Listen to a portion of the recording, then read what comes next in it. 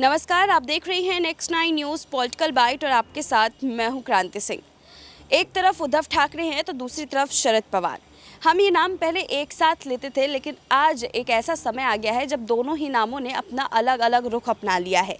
Sharad Pawar versus अब उद्धव ठाकरे की लड़ाई जो है वो महाराष्ट्र की सियासत में नजर आ रही है।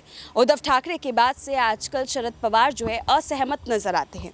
चलिए पूरे मामले को समझते हैं और पूरा मामला जानने के लिए देखिए हमारी ये खास रिपोर्ट। महाराष्ट्र में एक बार फिर मध्यावधि चुनाव पर बहस शुरू हो गई है।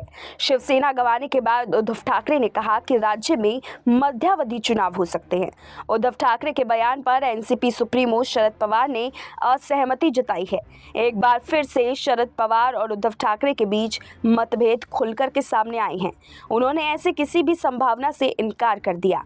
पवार ने कहा कि उन्हें मध्यावधि चुनाव का कोई कारण नजर नहीं आता, लेकिन हमें देखना होगा कि ठाकरे ने किन परिस्थितियों में बयान दिया है।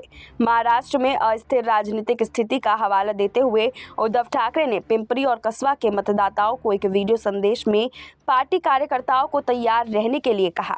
उद्धव ने कहा कि हमें सुप्रीम कोर्ट के समक्ष लंबित मुकदमे का इंतजार करना होगा। इसके अलावा ये भी दलील है कि पार्टी छोड़ने वाले विधायकों के एक वर्ग को अयोग्य घोषित किया जाना चाहिए।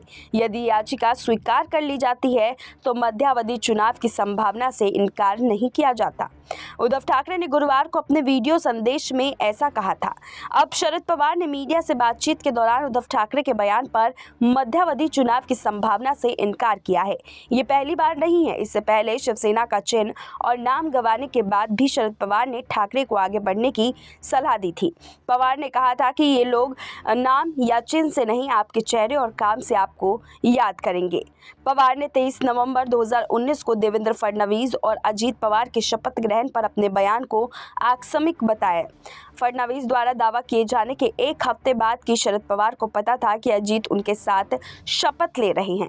पवार ने तीखी प्रतिक्रिया व्यक्त करते हुए कहा कि अगर ऐसा नहीं हुआ तो राज्य में राष्ट्रपति शासन हटाने की कोई गुंजाइश नहीं थी और ठाकरे कभी भी मुख्यमंत्री नहीं बनते। पवार ने कहा कि वो राज्य में राष्ट्रपति शासन हटाने के लिए इतने शक्तिशाली नहीं हैं।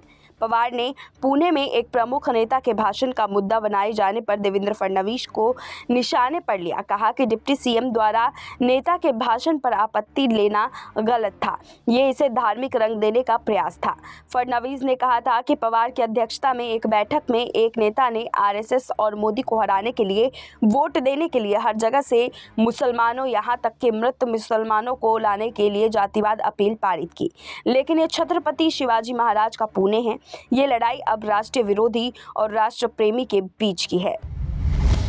महाराष्ट्र की राजनीति में उद्धव ठाकरे का जो वर्चस्व है वो कहीं ना कहीं शरद पवार की वजह से ही शुरू हुआ था, लेकिन आज वही शरद पवार जो है उनकी बातों से असहमत नजर आते हैं। ऐसे में एक सवाल उठ रहा है कि क्या एमवीए में अब तकरार की राजनीति हो रही है, और अगर ऐसा हो रहा है तो जो उद्धव ठाकरे अपना हर चीज खो चुके हैं उनके लिए एक आखिरी सहारे के रूप में जो एमवीए है, क्या उसका भी साथ छूटेगा? और अगर ऐसा होता है तो बुरी तरीके से क्या यहाँ उद्धव ठाकरे बर्बाद हो जाएंगे? आप कमेंट में इन सवालों का जवाब जरूर बताइएगा।